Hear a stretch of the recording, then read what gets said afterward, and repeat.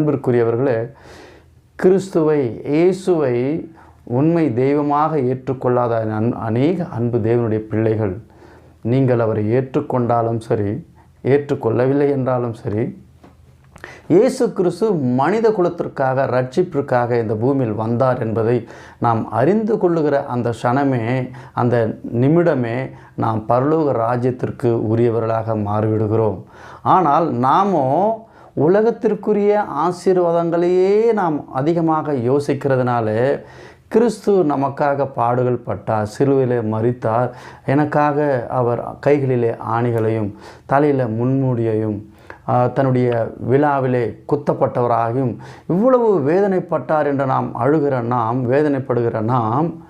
அவருக்காக கிறிஸ்துவுக்காக வாழும் பொழுது நாம் என்னென்ன பாடுகள் பட நாம் காத்து கொண்டிருக்கிறோம், அதை நான் எடுத்துக்கொள்கிறேன் என்கிறதை நாம் யோசிக்க